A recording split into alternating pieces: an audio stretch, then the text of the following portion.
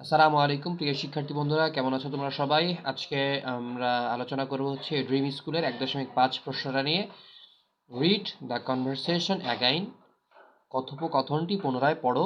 And in pairs or groups, জোড়ায় জোড়ায় অথবা দলে দলে ভাগ হয়ে রাইট দ্য সিমিলারিটিস, সাদৃশ্যগুলো লেখো।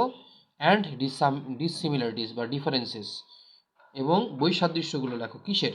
Between ফারিয়াস and Raihan's school, Raihan এবং ফারিয়ার স্কুলের সাদৃশ্যগুলো লিখতে বলা হয়েছে। সিমিলারিটিস মানে কি? সাদৃশ্য মানে কোথায় কোথায় মিল আছে সেটা লিখতে বলা হয়েছে। The things both the school have, যেই দুইটা স্কুলের মিল আছে, দুইটা স্কুলে আছে এরকম জিনিসটা হচ্ছে সিমিলারিটিস। ফর এক্সাম্পল একটা দেওয়াই আছে, দেখো এখানে বোথ স্কুল হ্যাভ গার্ডেন্স, দুইটা স্কুলের কি আছে? বাগান আছে, এটা লিখতে হবে। হ্যাঁ, এরপরে হচ্ছে ডিসিমিলারিটিস কি? The things that one school has but the other one does not have, একটা স্কুলের আছে কিন্তু অন্য স্কুলের নাই, এই জিনিসটা হচ্ছে ডিসিমিলারিটিস বা অমিল বা বৈসাদৃশ্য।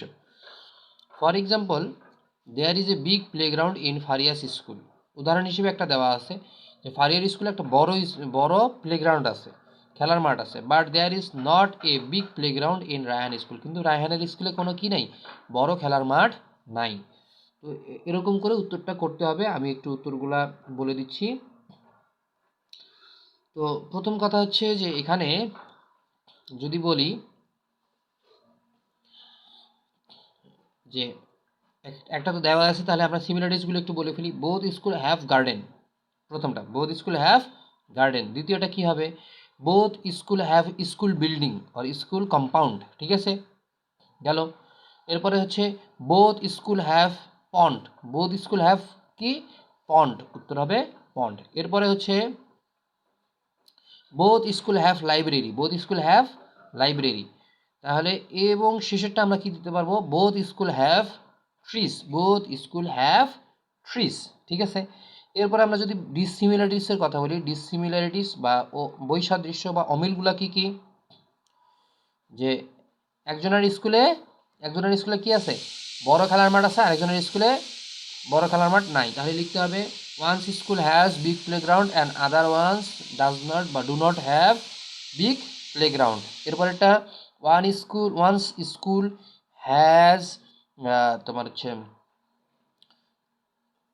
Big library and other one has small library.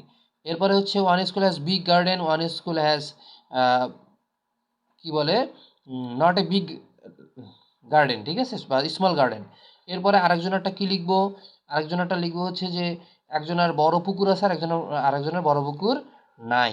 এরপরে কি লিখবো? একজনের স্কুলে অনেক গাছ আছে, আরেকজনের স্কুলে অনেক গাছ নাই। Ones school have more trees and other ones do not have more trees. এই যে এটার সাথে মিলাই মিলাই লিখবো।